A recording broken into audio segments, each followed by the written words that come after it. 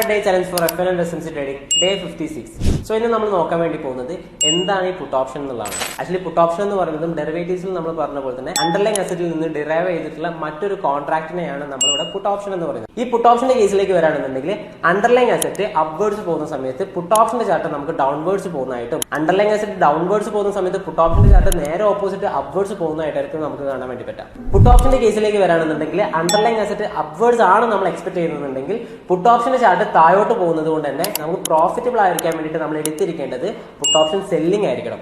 അതേപോലെ തന്നെ underline അസറ്റിന്റെ chart എന്ന് പറയുന്നത് താഴോട്ടാണ് പോകുന്നതെന്നുണ്ടെങ്കിൽ നമുക്ക് പ്രോഫിറ്റബിൾ ആവണമെന്നുണ്ടെങ്കിൽ നമ്മൾ പുട്ട് ഓപ്ഷൻ ബൈ എടുത്തിട്ടുണ്ടെങ്കിൽ മാത്രമേ നമുക്ക് പ്രോഫിറ്റബിൾ ആവാൻ പറ്റുള്ളൂ. കാരണം പുട്ട് ഓപ്ഷന്റെ ചാർട്ട് നേരെ ഓപ്പോസിറ്റ് അപ്വേർഡ്സ് ആയിരിക്കും പോകാന്നുള്ളതാണ്.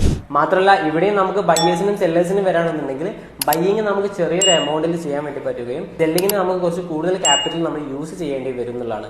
ആക്ച്വലി അതിൻ്റെതായിട്ടുള്ള ബെനിഫിറ്റ് ഇവിടെ സെല്ലേഴ്സിന് കിട്ടുന്നുണ്ട് എന്നുള്ളതാണ് സത്യം. അതെല്ലാം നമ്മൾ മുന്നോട്ട് പോകുന്ന സമയത്ത് നോക്കുന്നതായിരിക്കും. അപ്പോൾ ഇതിലൂടെ നിങ്ങൾക്ക് 2 ഓപ്ഷൻ ടൈപ്പിലായിട്ട് 4 ടൈപ്പ് ഓഫ് ഓർഡേഴ്സ് എടുക്കാൻ വേണ്ടി പറ്റും എന്നുള്ള മനസ്സിലായിട്ടുണ്ടെന്ന് വിചാരിക്കുന്നു. അതൊന്നും കൂടി കൺക്ലൂഡ് ചെയ്യുകയാണെന്നുണ്ടെങ്കിൽ മാർക്കറ്റ് അപ്വേർഡ്സ് പോകുന്ന സമയത്ത് നമുക്ക് കോൾ ഓപ്ഷന്റെ കേസിൽ ബൈയിങ്ങും പുട്ട് ഓപ്ഷന്റെ കേസിൽ സെല്ലിങ്ങും എടുത്തിട്ടുണ്ടെങ്കിൽ നമ്മൾ പ്രോഫിറ്റബിൾ ആയിരിക്കും.